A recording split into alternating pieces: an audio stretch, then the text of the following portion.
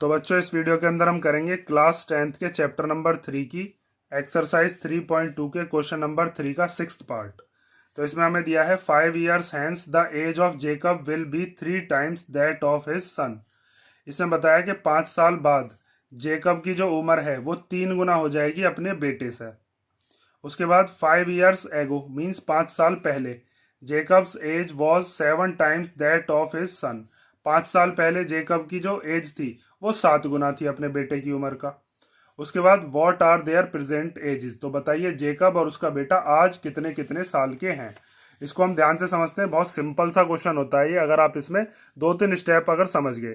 देखो example number 5 भी हमने ऐसे ही किया था, बस उसके अंदर क्या था, आफ्ताब था और उसकी डॉटर थी।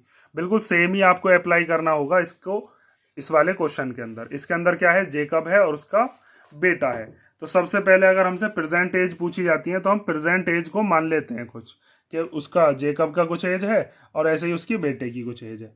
तो सबसे पहले हम लिख लेते हैं कि let the present age of Jacob, present age of Jacob be x year. ठीक है, और जो उसका बेटा है his son be y years, उसका बेटा वाई ईयर्स का मान लिया हमने। ठीक है, अब सबसे पहले इसने दिया है 5 years हैंस मीन्स 5 साल बाद। तो देखो 5 साल बाद आप हो, मैं हूं, जेकब हो या उसका बेटा हो, हर इंसान की उम्र 5-5 साल बढ़ ही जानी है। कोई इंसान ऐसा तो है नहीं कि उसकी उम्र रुक जाएगी, हर किसी की हर इंसान की उम्र जो है वो बढ़नी ही है। तो उस टाइम पर एज ऑफ जेकब कितनी हो जाएगी, अगर आज जेकब है एक्स का तो तब कितने का हो जाएगा, एक्स प्लस 5 years का। तो उसका बेटा भी कितने का हो जाएगा, एज ऑफ सन पहले वाई का था तो अब कितने का हो जाएगा, वाई प्लस 5 years का। अब इसके बाद की जो चीज़ है उसको ध्यान से समझना। एक तरफ मैं लिख लेता हूँ जेकब की एज, मान लीजिए जेकब की एज कितनी है, एक्स प्लस 5 मैंने इधर लिख ली, और सन की एज कितनी है, वाई प्लस 5 वो मैंने इधर लिख दी। अब यहाँ पर जाओ क्वेश्चन पर दोबारा। जेकब क्या कह रहा है, जेकब कह रहा है कि 5 साल बाद मैं तुम्हारी उम्र का कितने गुना हो जाऊंगा बेटे, 3 गुना। तो अब हम 3 गुने की मल्टीप्लीकेशन किस में करें, ये तो इधर है जेकब, ये कौन है, ये है जेकब, और ये कौन है, उसका सन। तो मैं मल्टीप्लाई जेकब में करूं या सन में करूं। देखो अगर जेकब है 30 साल का, ठीक है, और उसका बेटा कितने का है, 10 साल का, तो अगर मैं 3 की मल्टीप्लीकेशन इसमें कर देता हूँ जेकब में, तो फिर तो ये 90 का हो जाएगा, ये तो और बड़ा हो जाएगा। और मुझे अगर इन दोनों को इक्वल बनाना है तो मुझे 3 की मल्टीप्लाई बेटे में करनी पड़ेगी, क्योंकि ये पिताजी जो हैं, जो जेकब है, ये तो पहले से ही 3 गुना है। मुझे सन में मल्टीप्लीकेशन करके इन दोनों को इक्वलिटी में लाना होगा ताकि ये दोनों कैसे हो जाएं, इक्वल। तो इसीलिए मैं किसकी में मल्टीप्लीकेशन करूंगा, सन में। समझ गए ना, जेकब पहले से 3 गुना है, क्वेश्चन ने बताया है, हमें 3 की मल्टीप्लाई बेटे में करनी पड़ेगी ताकि इन दोनों को हम इक्वलिटी में लिख सकें।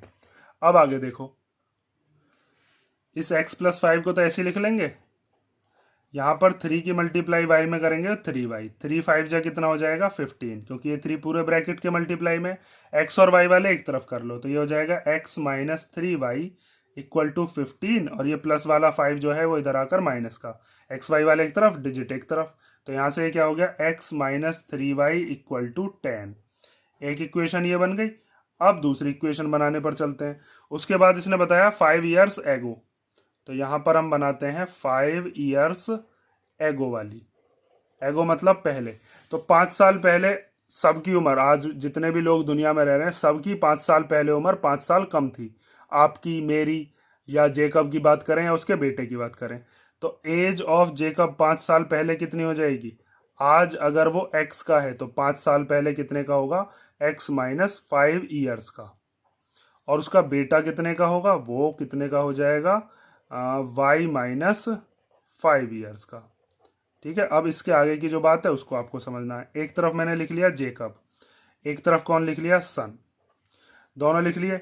अब उसने बताया है कि 5 साल पहले जेकब की जो एज थी वो कितने गुना थी, 7 times, मतलब 7 गुना थी। तो अब मैं 7 की मल्टीप्लाई जेकब में करूं या उसके बेटे में करूं, ध्यान से समझो अब इस चीज को भी।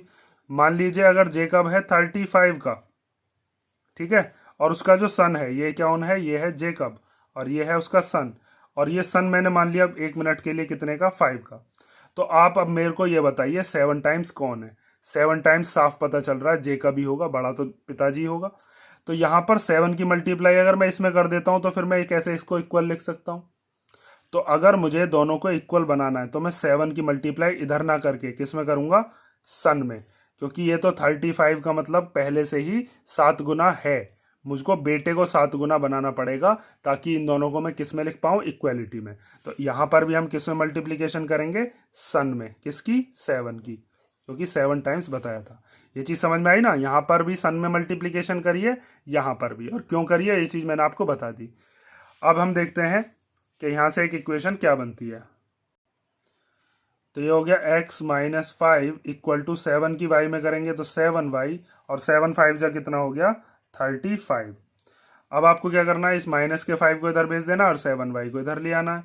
तो ये हो जाएगा x माइनस 7y, ये 7y इधर प्लस का था, इधर आकर माइनस का, इधर हो गया माइनस का 35 बचा हुआ, और ये माइनस का 5 इधर आकर प्लस का 5। तो हो गया x minus 7y equal to minus का 30। एक इक्वेशन हमारी ये बन गई। अब इन दोनों इक्वेशंस को हमें क्या करना है, सॉल्व करना है सब्स्टिट्यूशन मेथड से, और बताना है जेकब कितने का है और उसका जो बेटा है वो कितने का है। तो आपको क्या करना होगा, x की या y की वैल्यू किसी एक इक्वेशन में से निकाल लो। मैं इसमें से निकाले लेता हूँ। जैसे x इक्वल टू कितना हो जाएगा 10, और ये माइनस का 3y इधर आकर कितना हो जाएगा, प्लस का 3y, इसको मान लेते हैं थर्ड। तो अब आपने ये थर्ड जो बनाई है फर्स्ट से बनाई है, तो इसको दोबारा से फर्स्ट में ही मत रख देना, इसको हम कहाँ पर रखेंगे, सेकंड वाले में। लिखोगे क्या, अब तक तो आप समझ गए होगे। यहाँ पर हम लिखेंगे, सब्स्टिट्यूट कर रहे हैं हम value, substitute the value of x in equation number second.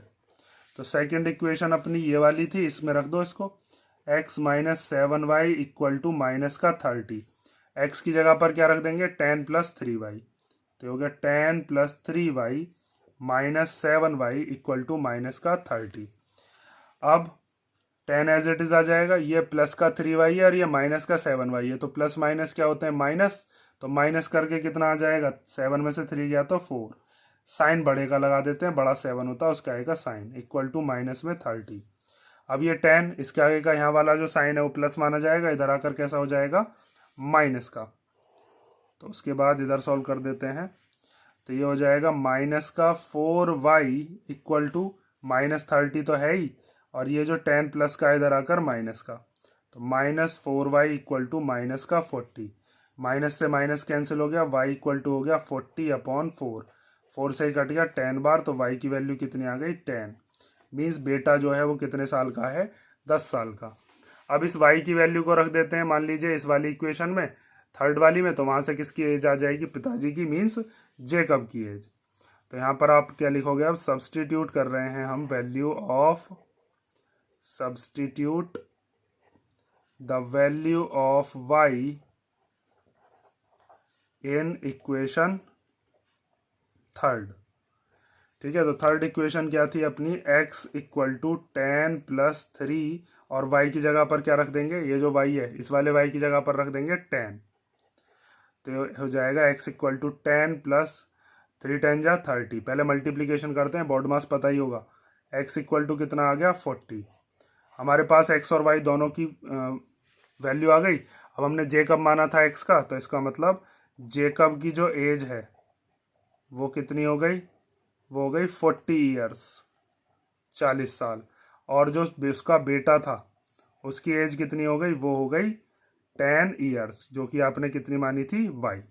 ठीक है, अगर आपने आंसर चेक करना हो तो कैसे चेक करोगे, देखो जेकब की जो आज वाली एज है वो 40 साल है। एक तरफ हमने क्या लिख लिया, जेकब, और एक तरफ लिख लिया उसका सन। जेकब कितने का, 40 का, और उसका बेटा कितने का, 10 का, आज। अब 5 साल बाद बताओ, 5 ईयर हैंस, तो 5 साल बाद दोनों की एज को कर दो 5 5 प्लस, तो ये कितने का हो जाएगा, 45 का, और ये कितने का हो जाएगा, 15 का। अब बताना जरा, ये जो जेकब है ये इससे 3 गुना है या नहीं है, भाई 15 3 जाई तो 45 होते हैं, तो 3 गुना बैठ गया। और अगर 5 साल पहले जाओ तो 5 साल पहले जेकब कितने का होगा, 35 का। 5 साल पहले बेटा कितने का होगा, 5 का। अब बताओ 35 और 5, तो ये 35 इस 5 का कितने गुना है, 7 गुना। तो यही तो क्वेश्चन में बताया था इसने। क्वेश्चन में देखो, क्वेश्चन में यही कहा था कि 5 साल पहले वाली एज, ये है 5 साल पहले वाली एज, वो कितनी बैठ रही है, 7 गुना। और जो 5 साल बाद वाली एज है वो कितने गुना बैठ रही है, 3 गुना। ठीक है, तो बहुत सिंपल से क्वेश्चन होते हैं, एक दो बार आपको प्रैक्टिस करने की जरूरत है। और ऐसे क्वेश्चन हमारे पास दो हैं, एक ये वाला है, एक आफ्ताब वाला मैंने आपको एग्जांपल कराया था। दोनों क्वेश्चंस को सही से प्रैक्टिस कर लो। इसी के साथ हमारी ये एक्सरसाइज 3.2 कंप्लीट। अब नेक्स्ट वीडियो के अंदर हम देखेंगे 3.3 का इंट्रोडक्शन, एलिमिनेशन मेथड क्या होता है, ये सब चीज़ें करेंगे। ठीक है, नेक्स्ट वीडियो में मिलते हैं। और अगर इसमें भी कोई अगर आपको डाउट लगे तो कमेंट करके आप पूछ सकते हो।